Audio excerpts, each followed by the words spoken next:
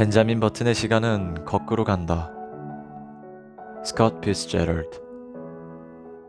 첫 번째 영상에 이어서 뒷얘기를 계속해서 하겠습니다. 물론 그가 자신의 정체성에 대해 혼란을 전혀 겪지 않았던 것은 아니다.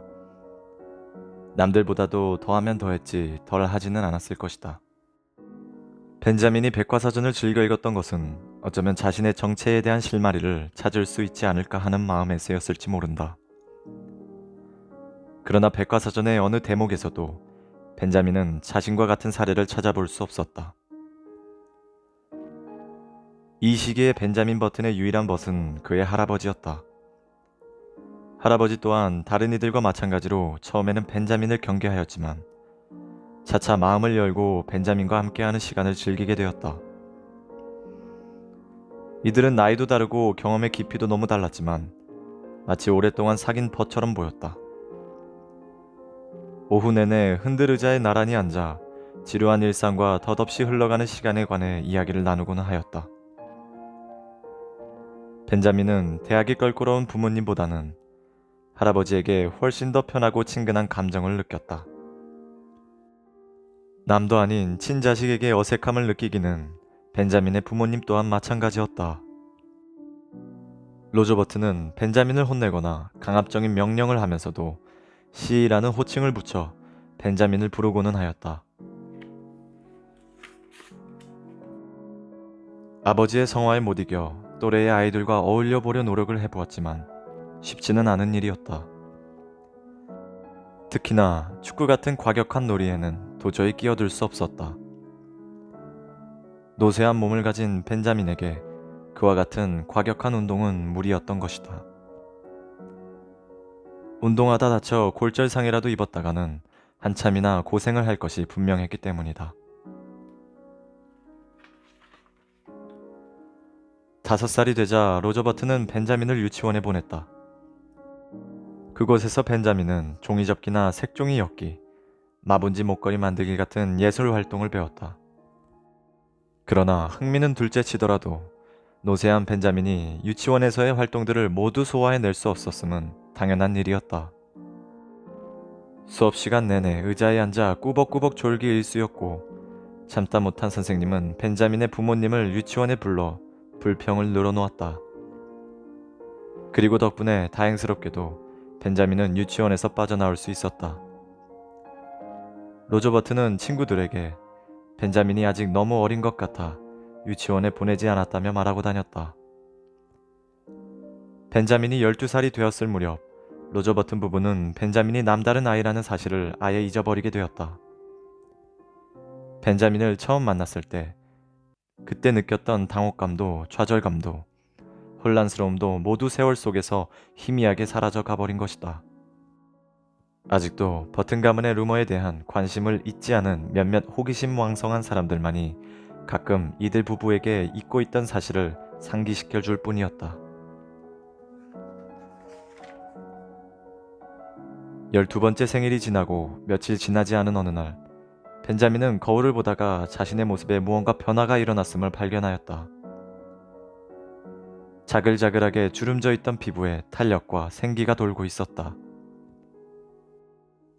흐릿하기만 하던 눈동자에도 선명하게 총기가 어려 있었고 제법 오랫동안 염색을 하지 않아 염색약이 빠진 머리칼도 백발이기보다는 진회색에 가까워 보였다.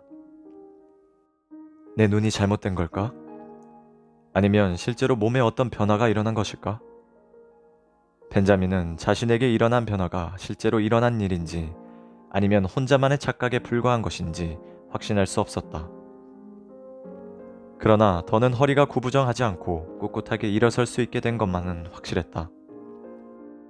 노쇠해 쓰러질 것만 같았던 몸 상태가 어렸을 때보다 훨씬 나아진 것이다. 설마 나이가 들수록 점점 더 어려지기라도 하는 것일까? 벤자민은 아버지를 찾아가 단호하게 말했다. 저도 이제 다 큰 것 같아요. 이제 긴 바지를 입어도 되지 않을까요? 글쎄다, 잘 모르겠구나. 긴 바지는 14살은 되어야 입는 거란다. 너는 아직 12살밖에 되지 않았잖니. 하지만 아시잖아요. 저는 다른 아이들보다 나이에 비해 몸집이 크다고요. 벤자민의 아버지는 그래도 도통 내키지가 않는다는 듯 벤자민을 바라보고는 말을 이었다. 별로 그런 것 같지도 않구나. 나도 12살 때는 너만 했었단다. 물론 말도 안 되는 소리다. 이것은 로저 버튼의 근거 없는 믿음, 자신의 아들 벤자민이 다른 아이들과 전혀 다르지 않다는 에서 비롯된 착각에 불과하다. 신랑의 끝에 마침내 타협이 이루어졌다. 벤자민은 계속해서 그의 머리를 염색하기로 했다. 또래의 다른 아이들과 조금 더 적극적으로 어울리기로 하기로 했다. 또한 벤자민은 안경을 쓰는 것과 지팡이를 들고 거리를 나가는 것까지 포기해야만 했다. 그리고 그 대가로 그는 처음으로 긴 바지를 입을 수 있도록 허락을 받을 수 있었다.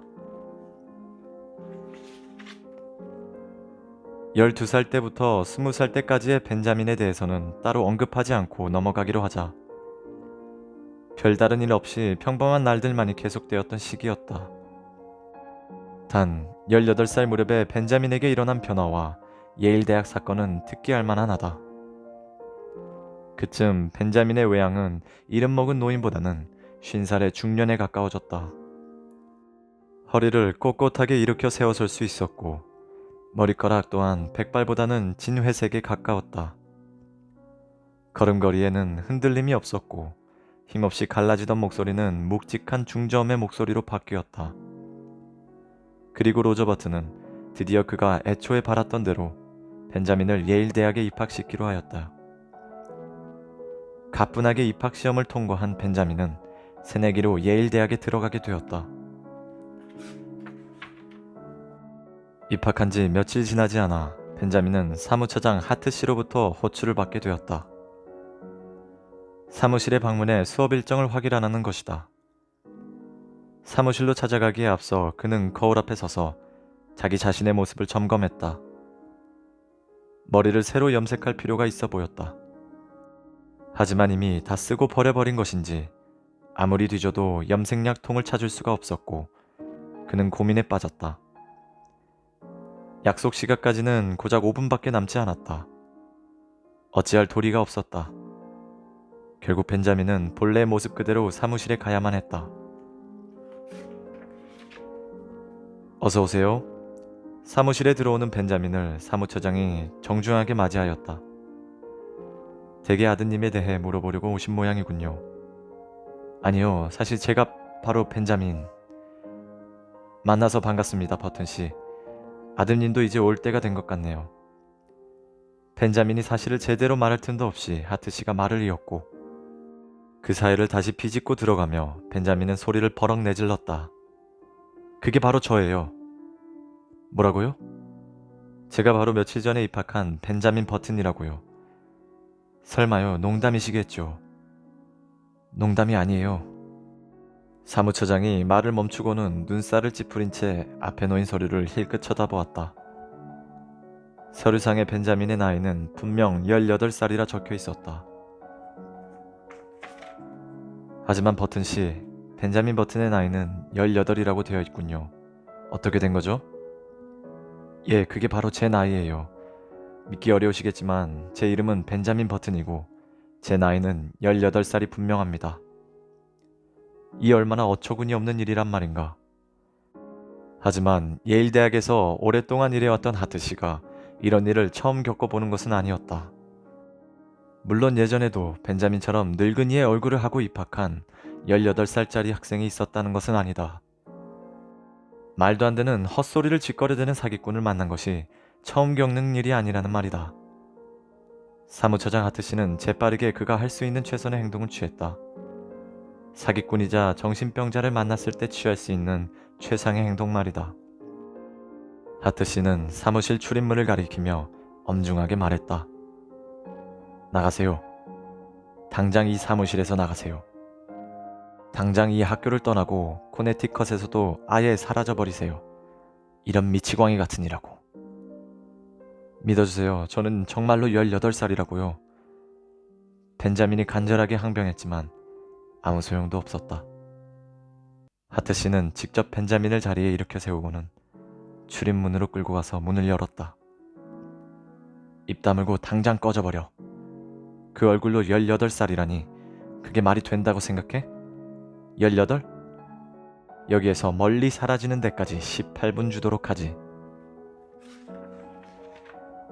벤자민은 더는 매달리지 않고 당당하게 문 밖으로 걸어 나왔다.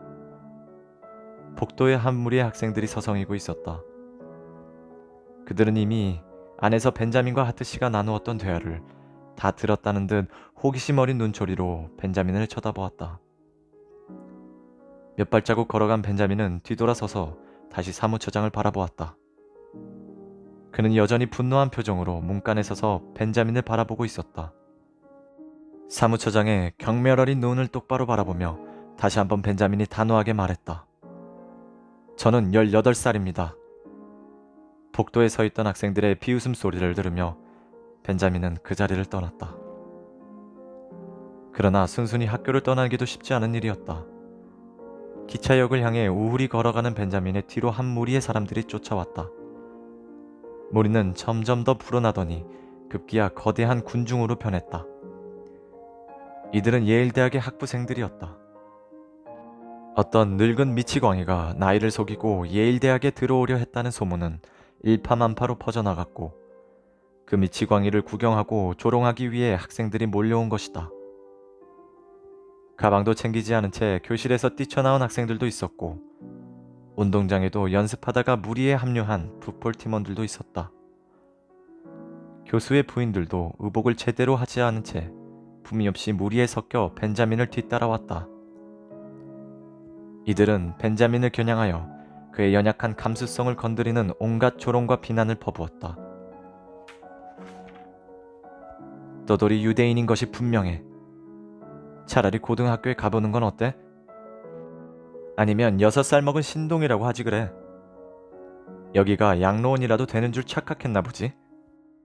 하버드 같은 저질 대학이라면 받아줄지도 모르겠군. 하버드로 꺼져버려. 견딜 수 없는 수모의 폭격을 받으면서 벤자민의 발걸음은 점점 빨라졌다. 나중에는 거의 뛰어가다시피 했다. 무리에 쫓기며 벤자민은 생각했다. 너희는 뭔가를 잘못하고 있는 거야. 그래, 너희 말대로 하버드에 들어가지. 그리고 알려주겠어. 너희가 무엇을 잘못했는지를 말이야. 마침내 안전히 기차역에 도착했다. 볼티모어행 기차 위에 오른 벤자민은 창밖으로 고개를 내밀고 무리를 향해 소리쳤다. 후회하게 하고 말겠어. 벤자민의 외침에 학생들은 다시 한번 크게 소리내 비웃었다. 하지만 그때까지만 해도 사람들은 알지 못했다. 이 사건, 벤자민을 내쳐버렸던 것이 예일대학 역사상 최악의 실수 중 하나가 되리라는 것을 말이다. 1880년 벤자민은 20살이 되었고 생일이 지나자마자 아버지의 회사인 로저버튼 철물도매 회사에서 일을 시작하게 되었다. 그리고 이 해는 벤자민이 사교계의 얼굴을 내비치기 시작한 해이기도 했다. 이 또한 그의 아버지 로저버튼의 고집 때문이었다. 아버지의 강요에 못 이겨 벤자민은 상류사회의 몇몇 무도회에 드나들게 되었다. 이 무렵 로저버튼의 나이는 50에 이르렀고 이전보다 아들과 훨씬 더 가까워졌다. 사실 벤자민이 머리 염색을 그만둔 이후부터는 그들은 부자지간이라기보다는 형제나 친구처럼 보였다.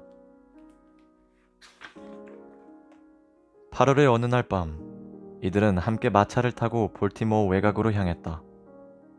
쉐블린스 가문의 별장에서 열리는 무도회에 참석할 예정이었다. 아름답고 멋진 밤이었다.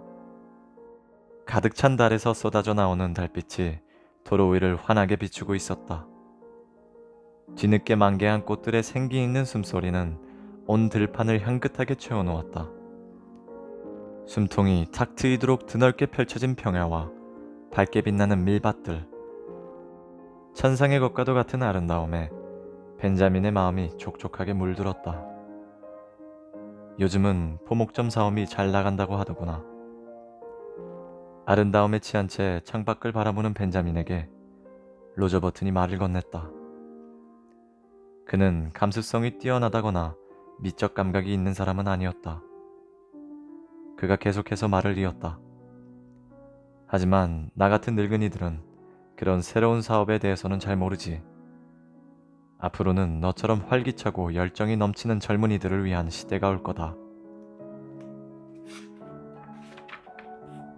곧 쉐블린스 가문 별장에 도착한 버튼 부자는 마차에서 내렸다. 이제 막 도착한 다른 마차에서도 한 무리의 사람들이 내리고 있었다. 먼저 중년의 여성 한 명이 마차에서 내려섰고 점잖아 보이는 노신사가 그 뒤를 이었다. 그리고는 정말이지 범죄에 가까울 정도로 아름다운 한 여인이 마차에서 내렸다.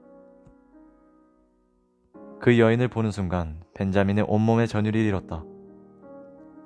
몸 구석구석의 모든 요소가 한순간 녹아내렸다가 다시 제자리를 찾아가는 것만 같았다. 한기가 몸을 훅고 지나가더니 이내 심장 위에 빠르게 뛰며 뺨과 이마로 뜨거운 피가 몰려들었다. 쿵쾅거리는 심장박동 소리가 귓가에 생생하게 맴돌았다. 벤자민의 첫사랑이 시작된 것이다. 여인은 날씬하고 연약해 보였다. 달빛 아래에서 잿빛으로 보이던 머리카락은 현관 가스램프 아래에서는 벌꿀색으로 밝게 빛났다. 어깨에는 노란색 바탕에 검은색 나비 무늬가 새겨진 스페인풍의 망토를 걸치고 있었다. 치마 밑으로 보이는 그녀의 두 발은 마치 반짝이는 단추 같았다. 아들의 마음을 아는지 모르는지 로저 버튼이 벤자민의 귓가에 얼굴을 대고 말했다. 저 여인의 이름은 힐데가르드 몽클리프란다. 몽클리프 장군의 딸이지. 예쁘네요. 벤자민은 별 흥미 없다는 듯 냉정하게 대답했다. 하지만 흑인 소년이 마차를 끌고 나간 뒤에 다시 덧붙여 말했다. 아버지, 저 아가씨에게 저를 좀 소개해 주세요. 버튼 부자는 힐데가르드가 속해 있는 무리에 다가갔다. 힐데가르드와 인사를 나누고 서로를 소개받고 잠시 대화를 주고받은 후에 벤자민은 힐데가르드와 춤을 출 수 있게 되었다. 춤 요청을 승낙해준 그녀에게 감사를 표한 벤자민은 비틀거리며 뒤로 물러섰다. 그녀와 춤을 출 차례를 기다리는 시간은 벤자민에게 있어서 마치 영원처럼 느껴졌다. 벽에 바짝 붙어선 벤자민은 조용히 힐데가르드 주위를 둘러싼 볼티모어의 젊은이들을 바라보았다. 그의 얼굴은 그 젊은이들에 대한 적대감으로 가득 차 있었다. 그들의 얼굴을 발갛게 달구고 있는 홍조, 곱슬곱슬한 갈색 콧수염, 그들이 있는 자리 주위로 퍼져나가는 묘한 열기. 벤자민은 이 모든 것들이 참을 수 없을 정도로 역겹게 느껴졌다. 드디어 벤자민의 차례가 돌아왔다. 벤자민은 그녀를 이끌고 무대로 나아갔다. 마침 최근 파리에서 유행하고 있는 왈츠가 춤곡으로 흘러나오고 있었다. 음악 소리에 맞추어 그녀를 가볍게 안고 움직이기 시작한 그 순간 벤자민의 모든 질투와 불안은 눈 녹듯 스르르 사라졌다. 생애 처음 사랑이라는 감정에 사로잡힌 벤자민은 이제야 자신에게 제대로 된 삶이 펼쳐지는 것만 같았다. 아까 함께 계시던 분은 당신의 형님인가요? 힐데가르드가 푸른색 에나멜처럼 빛나는 눈동자로 벤자민을 바라보며 물었다. 대답하기에 앞서 벤자민은 망설였다. 뭐라고 대답해야 할까? 진실을 말해야 할까? 아님 그래서는 안 돼. 예일 대학에서의 경험이 벤자민의 머릿속에 선명하게 떠올랐다. 게다가 내 귀계한 출신에 관해 이야기함으로써 이 아름다운 순간을 무너뜨리는 것 또한 하나의 범죄 행위가 아닌가. 언젠가는 진실을 말할 기회가 올 것이다. 결국 벤자민은 웃음을 지으며 고개를 끄덕이고는 아름다운 여인의 말을 계속해서 경청하며 자신에게 주어진 행복의 순간을 만끽했다. 당신과 같은 나이가 딱 좋아요. 젊은 남자애들은 하나같이 멍청하기만 하거든요. 그들은 자기가 얼마나 많은 샴페인을 마실 수 있는지, 카드게임을 하며 돈을 얼마나 잃었는지 하는 이야기들을 자랑처럼 늘어놓고는 하지요. 정작 저 자신은 궁금하지도 관심도 없는 이야기인데. 하지만 당신처럼 50살쯤 먹은 남자들은 다르죠. 어떤 말로 여자에게 감동을 줄 수 있는지를 알고 있어요. 그 말을 듣자 벤자민도 50살이 정말 멋진 나이라고 생각했다. 당장이라도 50살이 되어 그녀에게 청혼하고 싶었다. 50살은 가장 낭만적인 나이지요. 25은 너무 속물 같아요. 30은 일하는 데 정신이 팔려 항상 지쳐 있고요. 그런가 하면 40은 말이 너무 많죠. 60은 그건 말할 것도 없어요. 죽을 날만을 바라보는 나이인걸요. 하지만 50살은 가장 적당하게 무르익은 나이예요. 저는 50살의 남자가 좋아요. 저는 항상 30살의 남자와 결혼해 그를 돌보며 살기보다는 50살의 남자에게 기대어 살고 싶다는 생각했어요. 그날 밤 내내 벤자민은 힐데가르드와 달콤한 순간들에 사로잡혀 시간이 어떻게 흘러가는지도 몰랐다. 힐데가르드는 그 이후로도 2번 더 벤자민에게 춤을 청했고 함께 대화를 나누며 그들은 서로 대화가 통하는 구석이 많다는 것을 발견했다. 헤어지기 전 힐데가르드는 벤자민에게 돌아오는 일요일에 따로 만나 더 많은 이야기를 함께 나누어 보자고 청했다. 동이 트기 직전 무렵 환하게 빛나던 달빛은 새벽 이슬 사이로 쓰러져 갔다. 일찍 일어난 벌들은 벌써 들판을 윙윙거리며 날아다니고 있었다. 그제야 버튼 부자는 마차를 타고 집으로 향했다. 아직도 힐데가르드의 달콤함에서 빠져나오지 못한 벤자민에게 여전히 사업 이야기를 하는 데에만 골몰하고 있는 아버지의 말은 그저 귓등을 가볍게 스치고 지나가기만 할 뿐이었다. 그 다음은 뭘까? 망치와 못 다음에는 어떤 상품에 주력하는 것이 좋을 것 같으냐? 벤자민이 얼빠진 표정으로 대답했다. 사랑이요. 사탕이라고? 대체 무슨 소리를 하는 거냐? 해가 뜨면서 동쪽 하늘이 밝아왔다. 눈부신 햇살에 벤자민은 눈을 감고 잠시 머리를 뒤로 기대었다. 서서히 활기를 찾아가는 숲속에서 꾀꼬리가 지저귀는 소리가 들려왔다. 그로부터 6개월 뒤 힐데가르드와 벤자민의 약혼 소식이 널리 알려졌고 그 충격적인 소식에 볼티모어 사회는 크게 술렁거렸다. 몬클리프 장군은 이 약혼을 허락하느니 차라리 칼 위에 쓰러져 죽는 게 낫겠다며 엄포를 놓았지만 사랑에 빠진 벤자민과 힐데가르드를 막을 수는 없었다. 이제는 다 잊힌 줄만 알았던 벤자민의 출생비에 관한 루머들도 다시금 입방아에 오르내리기 시작했다. 사람들은 그에 관해서 온갖 사악하고도 기상천외한 의견들을 서로 내놓았다.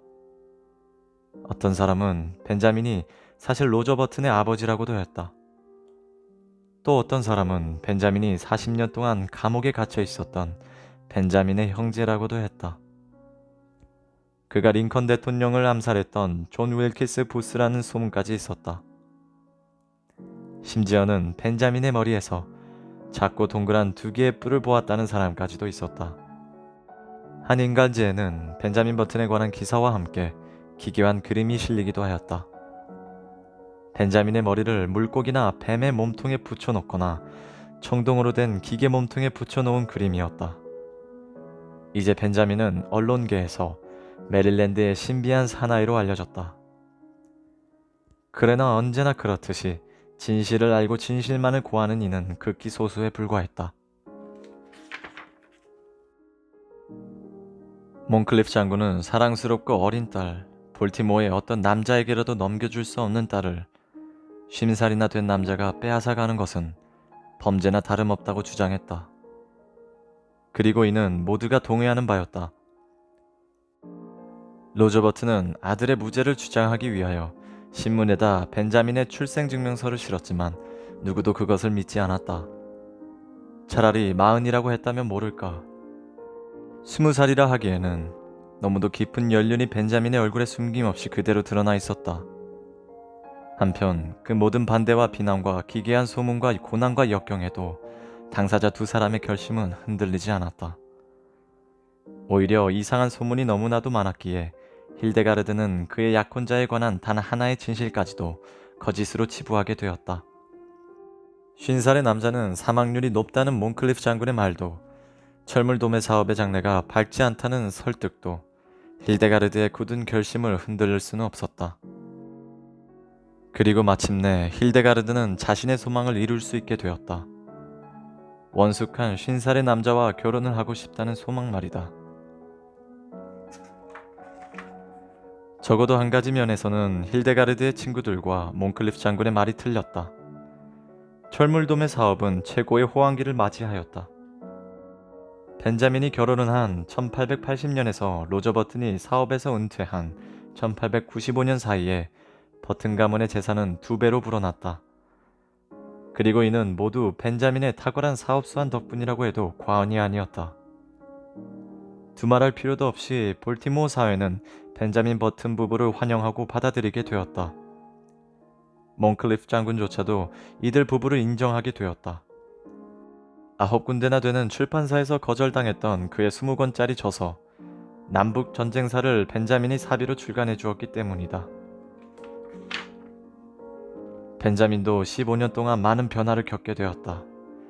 일단 몸이 이전보다 젊어지는 것을 날이 갈수록 확연하게 느낄 수 있었다. 아침이면 상쾌한 기분으로 가뿐히 자리에서 일어났으며 온종일 바쁘게 돌아다녀도 지치지 않았다. 일하는 하루하루가 즐거웠다. 1890년에는 벤자민 버튼 자신의 이름을 널리 알리게 된 유명한 업적을 달성했다. 이전까지만 해도 못 선종용 상자에 사용되는 못은 회사의 매출에 포함되지 않았었다. 그러나 벤자민은 그 못들 또한 회사의 재산이자 매출 속에 포함해야 한다는 제안서를 제출하였고, 이것이 포실 대법원장의 승인에 따라 법령으로 지정되었던 것이다. 덕분에 로저 버튼 철물도매 회사는 연간 못 600개가량의 이익을 더 얻을 수 있게 되었다.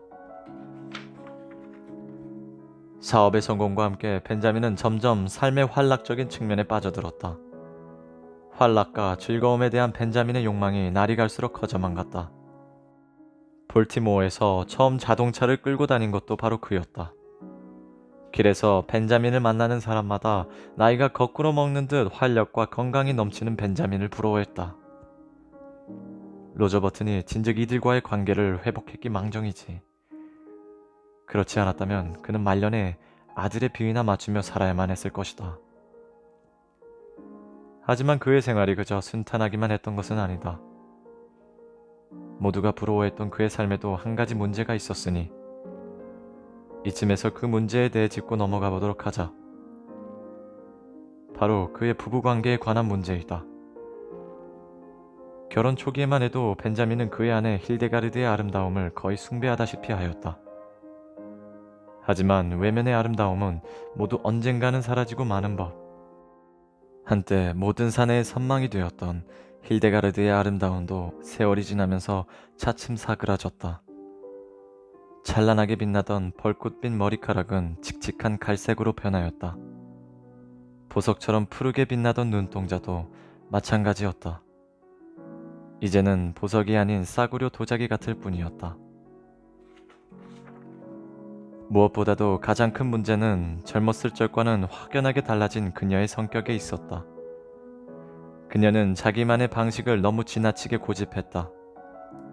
같이 있기 지루할 정도로 차분해졌고 현실에만 안주하였으며 그 어떤 열정도 밖으로 내비치지 않았다. 게다가 취향 또한 고리타분해졌다. 예전에는 그녀의 극성에 못 이긴 벤자민이 그녀에게 끌려가다시피 하며 무도회나 만찬회에 참여하고는 했지만 이제는 상황이 정반대로 바뀌었다. 그녀는 여간에서는 집에 눌러 앉은 채 꿈쩍도 하지 않으려 했다. 어쩌다 한 번씩 함께 사교 모임에 참여하더라도 시큰둥한 반응만을 보이기 일쑤였다. 그녀는 이미 누구에게든 언젠가 한 번씩 찾아와 생의 마지막 날까지 아는 그것, 영원한 타성에 사로잡혀 버리고 말았던 것이다. 벤자민의 불만은 날이 갈수록 강해졌다. 1898년 미국 스페인 전쟁이 발발하자 더는 가정의 애착을 느끼지 못했던 벤자민은 군에 입대하기로 하였다. 사업을 통해 얻은 인맥을 동원하여 대위 자리를 얻었고 타고난 수완 덕분에 소령까지도 별 무리 없이 올라갔다. 중령으로 진급했을 무렵에는 그 유명한 산후안 언덕 격전에 참전하였다. 이 전투에서 가벼운 부상을 얻은 벤자민은 무공훈장까지도 받게 되었다. 벤자민은 군 생활을 포기하고 싶지 않았다. 활동적이고 자극적인 군대 생활은 그의 성에 딱 맞는 것이었다. 하지만 사업을 계속해서 내버려 둘 수는 없었고 그는 어쩔 수 없이 고향으로 되돌아가야만 했다. 볼티모어 역에 도착했을 때 기차역에 마중 나온 브라스 밴드가 벤자민을 집까지 호위해 주었다. 힐데가르드는 현관에 서서 커다란 비단 깃발을 흔들며 벤자민을 맞이하였다. 무려 3년 만의 만남이었다. 벤자민은 힐데가르드를 껴안고 만남의 키스를 나누자마자 그 세월이 자신과 힐데가르드 사이를 더욱 멀리 떨어뜨려 놓았음을 깨달았다. 그녀의 나이는 이제 40이었고 하나둘 흰머리가 나기 시작하고 있었다. 그리고 이 모습은 벤자민을 우울하게 만들었다. 방에 올라가자마자 그는 거울에 자신의 모습을 비추어 보았다. 그리고 입대 전 군복을 입고 찍은 사진을 꺼내 거울 옆에 두고 현재 자신의 모습과 비교해 보았다. 세상에나. 벤자민은 깜짝 놀라 소리쳤다. 그는 의심할 바 없이 30살의 남자처럼 보였다. 나이를 먹을수록 점점 더 젊어지는 그의 남다른 성장 과정이 여전히 진행되고 있었던 것이다. 그는 이 사실에 기쁜 마음이 들기보다는 불안감에 휩싸였다. 이 남다른 귀귀한 성장이 멈추지 않으면 언젠가 그에게 끔찍한 일이 들이닥칠 것이 분명했다. 그는 혹시나 닥치게 될 최악의 상황을 상상하며 온몸을 부르르 떨었다. 계단을 내려와 아래층으로 가자 힐데가르드가 그를 기다리고 있었다. 그녀는 어딘지 모르게 화가 나 보였다. 벤자민은 혹시 그녀가 자신에게 일어나고 있는 잘못된 변화를 눈치채버린 것은 아닌가 마음이 초조해졌다. 저녁 식사 도중 힐데가르드의 마음을 떠볼 작정에 벤자민은 지나가는 듯한 말투로 그녀에게 슬쩍 물어보았다. 듣자 하니 다들 내가 점점 더 어려지는 것 같다고들 하더군. 힐데가르드가 귀찮다는 듯 날카롭게 대꾸했다. 그래서요? 그게 뭐 자랑할 거리라도 된다고 생각하시는 거예요? 자랑하려는 것이 아니야. 정색하며 쏘아붙이는 힐데가르드의 반응에 당황해버린 벤자민이 서둘러 변명했다. 아랑곳하지 않고 힐데가르드가 비난조의 말을 늘어놓았다. 네, 참 기가 막혀서 이제는 멈출 때도 된 것 같은데 그만두지 그래요? 부끄러움을 안다면 말이에요. 무슨 이야기를 하는 거야? 당신과 괜한 논쟁을 벌이고 싶지는 않아요. 하지만 이 말만은 해야겠어요. 세상에 옳고 그른 일은 따로 있는 법이에요. 당신이 남다른 삶을 살기로 작정했다면 제가 그걸 막을 수는 없는 일이지요. 하지만 당신은 당신의 행동이 옳다고 생각해요? 당신은 주위 사람들을 전혀 배려하지 않는 것 같네요. 하지만 힐데가르드, 이건 내가 스스로 어떻게 할 수 있는 일이 아니야. 나도 내가 왜 이러는지 잘 모르겠다고. 아니, 당신은 할 수 있어요. 단지 고집을 부리고 있을 뿐이에요. 이제와 남들과 똑같아지기는 싫은 거겠죠. 당신은 그저 지금까지 그래왔듯 당신 하나만 생각하며 당신 마음대로 살아가고 싶어 해요.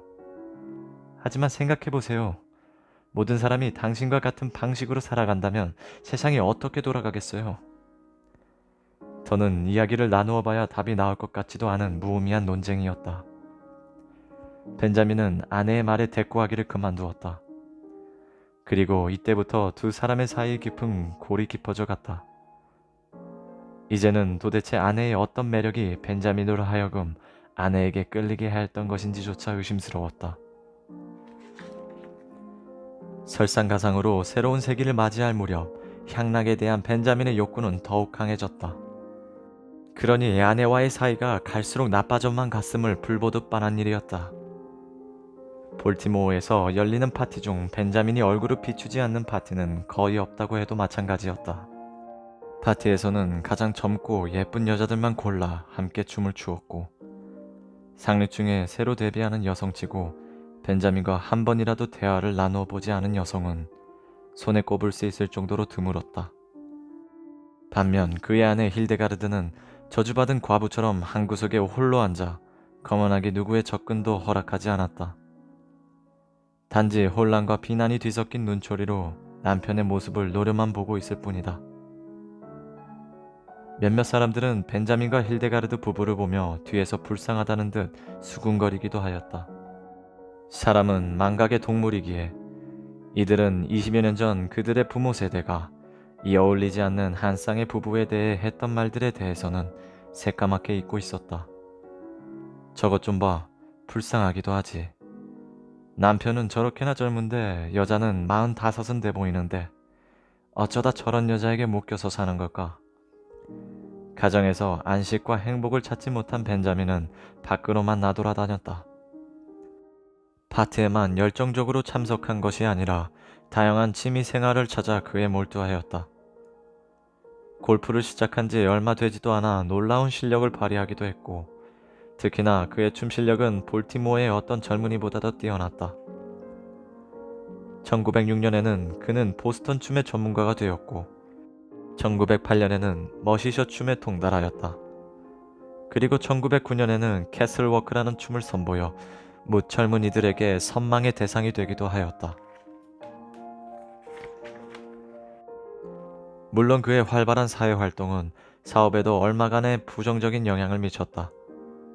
하지만 그는 이미 25년 동안이나 회사를 위해 열심히 일해왔고 이제는 사업에서 손을 떼고 싶었다. 최근 하버드를 졸업한 그의 아들 로스코에게 회사를 물려주고 자신은 은퇴하려는 것이 벤자민의 계획이었다. 사실 이 시기에 벤자민과 그의 아들은 서로 구분하기 어려울 정도로 생김새가 닮아 있었다. 이것은 벤자민을 은근히 기쁘게 하였는데 그는 자신이 전쟁에서 돌아온 직후 자신의 기이한 성장에 대해 느꼈던 공포를 이미 잊어버린 상태였다. 그저 자신에게 주어진 젊음을 즐기는 데에는 급급해 있었다. 단 하나 마음이 걸리는 것이 있다면 그것은 바로 자신의 아내였다. 이제는 아내와 공식적인 자리에서 함께하는 것조차도 싫었던 것이다.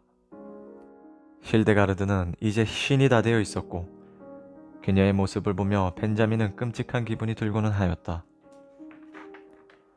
1910년 9월의 어느 날 20살 정도로 보이는 한 남자가 케임브리지의 하버드 대학의 신입생으로 입학하였다. 그는 30여 년 전 예일 대학에서 했던 것과 같은 실수를 다시 반복하지 않았다. 자신의 나이가 50살이라고 말을 하지도 않았고 그의 아들이 10년 전 같은 대학을 졸업했다는 이야기도 꺼내지 않았다. 그 남자의 이름은 벤자민 버튼. 계획대로 아들 로스코에게 회사를 물려준 뒤 언젠가 예일 대학에서 했던 약속을 지키기 위해 하버드에 입학한 것이다. 입학하자마자 벤자민은 학과 내에서 큰 주목을 받았다. 다른 보통의 신입생들, 평균 나이가 18살 정도인 그들보다 몇 살 더 많아 보이는 외모 때문이었다. 하지만 벤자민이 하버드 대학 전체에 이름을 날리게 된 계기는 따로 있었다. 예일 대학과의 풋볼 경기에서 환상적인 활약을 펼친 이후 하버드 대학 내에서 벤자민의 이름을 모르는 사람이 거의 없게 되었다. 그는 폭풍 같은 돌파력과 신출귀몰한 못놀림으로 7개의 터치다운을 기록했고 14개의 필드골을 기록했다. 그리고 그의 가차없는 태클에 예일 대학의 풋볼 선수 전원은 차례로 경기장 밖으로 실려나가야만 했다. 이 경기 이후 벤자민은 일약 하버드의 스타로 떠올랐다. 하지만 아이러니하게도 3학년 때부터는 그저 간신히 팀에 붙어 있을 정도였다. 시간이 흐를수록 벤자민의 몸무게는 점점 줄어들었다.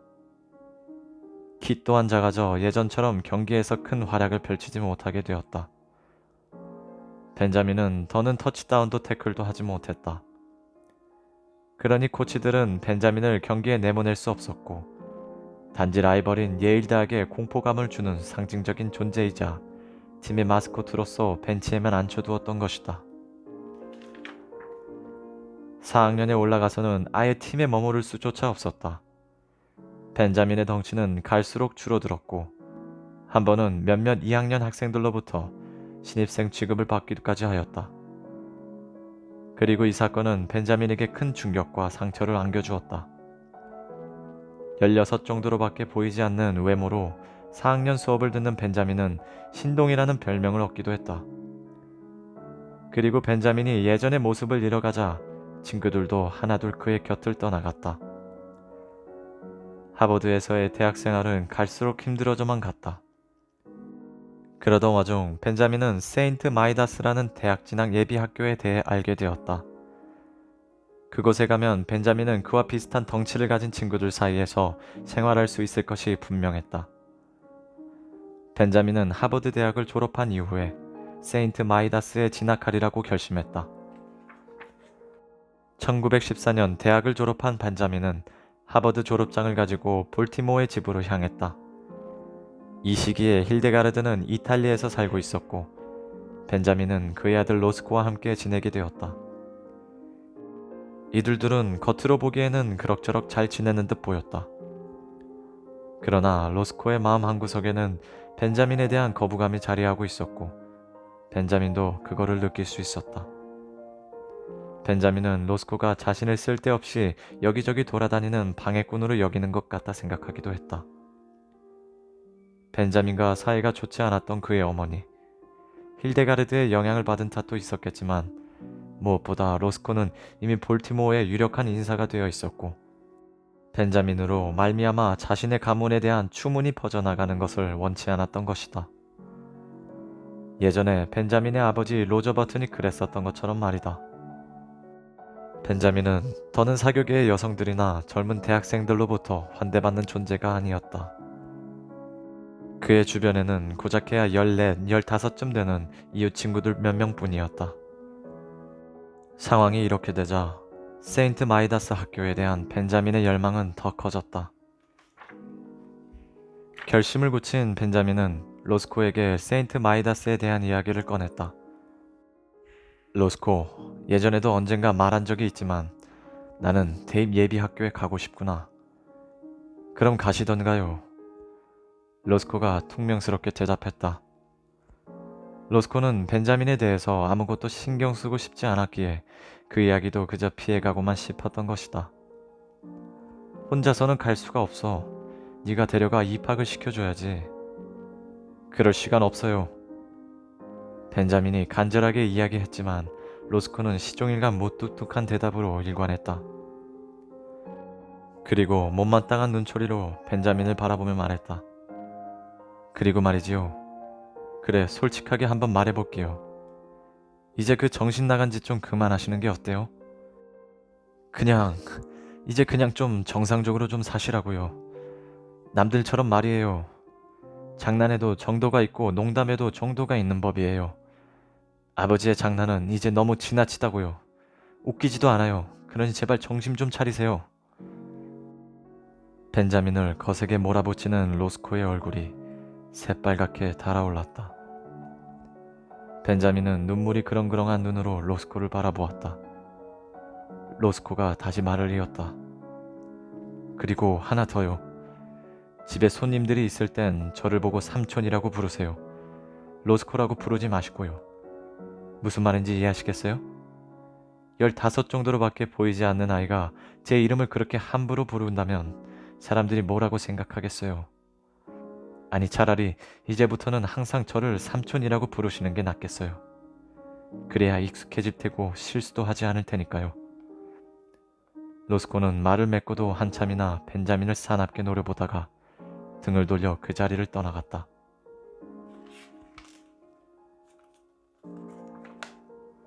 아들과의 대화를 마친 후 방에 돌아온 벤자민은 울적한 마음에 한참이나 방을 서성거리다가 거울 앞에 서서 자신의 모습을 바라보았다.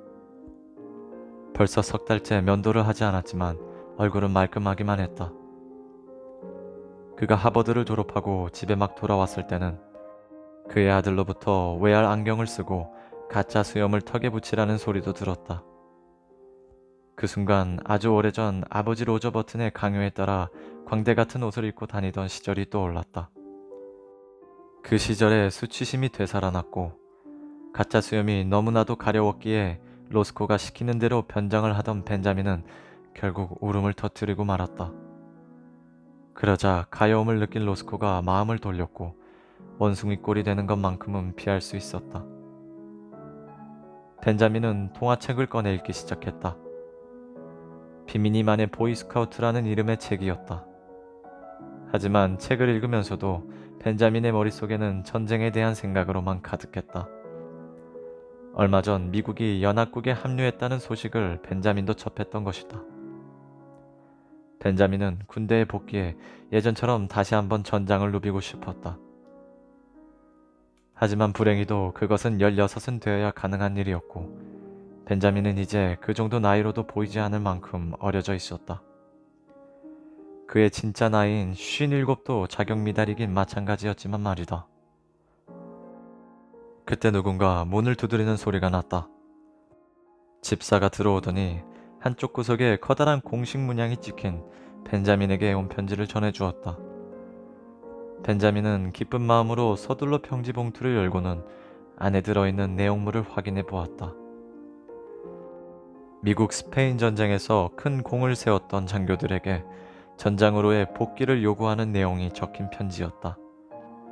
복귀하는 장교들에게는 더 높은 계급을 줄 계획이라는 내용도 있었으며 편지의 끝에 벤자민에게는 준장 계급을 줄 것이라고 적혀 있었다. 벤자민은 열의에 불타올랐다. 자신의 처지가 어떠한지에 대한 생각은 이미 안중에도 없었다. 오직 진격의 북소리와 격렬한 총성, 말을 탄 채 그 사이를 누비는 자신의 모습과 그의 가슴팍에 달린 준장 휘장에 대한 생각만으로 가득했다. 이것이야말로 자신이 바람하지 않던 일이었다. 벌떡 자리를 박차고 일어난 벤자민은 모자를 집어들고 밖으로 나갔다. 그가 한달음에 내달려 도착한 곳은 찰스 거리에 있는 커다란 양장점이었다. 문을 박차고 양장점에 들어간 벤자민이 점원을 불러 군복치스를 재줄 것을 요구했다. 전쟁놀이라도 하고 싶은 거니 얘야? 점원이 상냥하게 물었다. 이에 벤자민은 버럭 화를 내며 소리쳤다. 내가 뭘 하든 신경 끄는 것이 좋을 거요. 내 이름은 벤자민 버튼이고 마운트 보넘 플레이스에 살고 있어. 이쯤 말하면 뭘 사든 지급할 돈이 모자라지는 않을 거라는 것을 잘 아시겠지. 글쎄, 네가 못 내면 네 아버지가 와서 내주시겠지. 진정하고 이리 오너라. 치수를 재보자꾸나. 양장점에서 치수를 재고 일주일 뒤 군복이 완성되었다. 하지만 제대로 된 장군 휘장만은 얻지 못했다. 양장점 주인의 고집 때문이었다. 진짜 휘장보다는 YWCA 배지가 더 잘 어울리는 데다가 가지고 놀기에는 더 좋다는 것이었다. 로스코에게는 아무런 말도 남기지 않고 벤자민은 몰래 집을 떠났다. 한참이나 기차를 타고 이동한 끝에 사우스캐롤라이나에 있는 모스비 캠프에 도착했다. 바로 이곳이 벤자민이 장군 휘장을 달고 보병 여단을 지휘하게 될 곳이었다. 무더운 4월의 어느 날 마차에서 내려 캠프 입구에 선 벤자민이 입구에서 경계 근무를 서고 있는 초병을 바라보며 큰 목소리로 제 딴에는 목소리에 위험이 서려 있으리라 굳게 믿으며 소리쳤다. 이리 와서 내 짐을 날라라. 꼬마야, 전쟁놀이라도 하고 싶은 거니? 장군 군복을 입고 어딜 가려는 거니? 날씨 탓에 한껏 짜증이 올라와 있던 조병은 한심한 듯 벤자민을 쳐다보며 대꾸했다. 이에 노련한 군인이자 미국 스페인 전쟁의 영웅 벤자민은 양눈에 불같은 노기를 띠며 구령을 외쳤다. 차렷! 물론 벤자민은 자신이 우레와 같은 소리를 냈을 것으로 생각했겠지만 그의 목소리는 사춘기도 지나지 않은 소년의 그것처럼 가냘팠으며 숨길 수 없는 떨림마저 배어 있었다. 게다가 하도 힘써 외치는 통에 더는 말을 잇지 못하고 거칠게 몰아치는 숨소리를 다듬어야만 했다. 그런데 이게 웬일, 초병이 절도 있는 동작으로 뒷발꿈치를 모으더니 경례 자세를 취하는 것이었다. 그제야 벤자민은 노기를 거두고 만족스럽다는 듯 미소를 지었다. 갑자기 어린아이의 장난을 좀 받아주기로 초병이 마음을 바꾼 것이었을까? 그러나 벤자민이 뒤를 돌아보는 순간 그의 입에 걸려있던 미소는 다시 사라지고 말았다. 초병의 경례는 벤자민이 아니라 말을 타고 다가오는 포병대 대령에게 향한 것이었다. 대령. 벤자민이 신경질적인 목소리로 대령을 불러 세웠다. 다가온 대령은 말꽃비를 당겨 멈춰서더니 눈을 찡그리며 벤자민을 바라보았다. 그리고 다정한 목소리로 물었다. 너는 누구니 꼬마야? 꼬마라고? 말 조심하는 게 좋을 거야 대령. 네가 말하는 그 꼬마가 누군지 하면 깜짝 놀랄 테니 말이야. 당장 말에서 내려라. 대령이 웃음을 터뜨렸다. 이 말이 탐나는가 보구나. 귀여운 장군님, 그쵸? 벤자민의 얼굴이 새빨갛게 달아올랐다. 그리고 거의 악을 지르듯 소리치며 주머니에 들어있던 장군 임명장을 꺼내 대령에게 내밀었다. 그만하거라. 여기 이걸 받아라. 그리고 한번 똑똑히 읽어보게. 대령이 임명장을 받아 읽었다. 깜짝 놀란 대령의 눈이 금방이라도 튀어나올 듯 커졌다. 명령서를 자기 주머니에 슬쩍 챙겨 넣으며 대령이 벤자민에게 다그쳤다. 이걸 어디서 난 거니 꼬마야. 어디긴 미 정부에서 받은 임명장이다. 너도 그 편지 봉투에 새겨진 문양이 무엇을 의미하는지 잘 알고 있을 텐데 확인해보면 곧 그게 진짜라는 사실도 알게 될 테고 말이야. 따라오너라. 본부에 가서 이것에 대해 조금 더 이야기해보자꾸나. 수상하다는 눈초리로 대령이 말했다. 그리고 몸을 돌려 말을 이끌고 본부를 향했다. 벤자민으로서는 최대한 품위와 위엄을 잃지 않으려 노력하며 그의 뒤를 따라가는 것 말고는 다른 방법이 없었다. 임명장의 진위가 확인되기만 하면 바로 가차없이 응징하리라 다짐하면서 말이다. 하지만 복수는 끝내 실현되지 못했다. 이틀 뒤 벤자민의 아들 로스코가 캠프에 도착했다. 무더위 속에서 예정에도 없던 여행을 해야 했던 로스코의 얼굴에는 짜증과 분노가 가득 차 있었다. 로스코는 군복을 빼앗은 뒤 울부짖는 장군을 데리고 집으로 되돌아갔다. 1920년이 되자 로스코 버튼의 첫 아이가 태어났다. 아이의 탄생을 축하하는 파티가 버튼 가문의 저택에서 성대하게 열렸다. 하지만 파티장의 한 구석에서 장난감 병정과 서커스 장난감을 가지고 노는 10살 정도로 보이는 작고 지저분한 아이에게 신경을 쓰는 이는 아무도 없었다. 그가 사실 갓 태어난 아이의 할아버지라는 사실은 누구도 상상조차 하지 못했다. 그 어린 소년을 싫어하는 이 또한 아무도 없었다. 얼굴에 우울한 기색이 언뜻 비치기는 했으나 소년은 대체로 쾌활하고 활발했다. 단 로스코에게만큼은 그 아이는 입안의 가시와도 같은 존재였다. 로스코는 그 아이가 아무짝에도 쓸모없는 존재라고 생각했다. 능률적이지 못할 뿐만 아니라 어리석고 자기중심적이었다. 벤자민은 늙는 것이 싫어서 60살처럼 보이는 것이 싫어 남자답지 못하게 행동했다. 남들이 뭐라고 하든 전혀 신경 쓰지 않고 오로지 자기 자신만의 기괴한 생활 방식만을 고수했다. 로스코는 자신의 아버지에 대해 단 30분만 생각하더라도 머리가 미쳐 돌아버릴 것만 같았다. 물론 나이를 잊은 채 언제나 활동적이고 젊게 산다는 것은 좋은 것이다. 하지만 그의 아버지는 해도 너무하지 않은가. 5년이 지나자 로스코의 첫 아이는 벤자민과 함께 어울려 놀 수 있을 정도로 자랐다. 두 아이는 같은 유모의 감시와 보살핌 하에서 서로 사이좋게 장난감 따위를 가지고 놀며 어울리고 있었다. 이내 로스코는 이 둘을 같은 날 같은 유치원으로 데리고 갔다. 이제 벤자민에게 색종이를 가지고 노는 것이나 색칠놀이를 하는 것, 목걸이나 다른 예쁜 무엇인가를 만드는 것은 세상에서 가장 재미있는 놀이였다. 하루는 잘못해 구석에서 벌을 받기도 했고 그러다가 울음을 터뜨리기도 했다.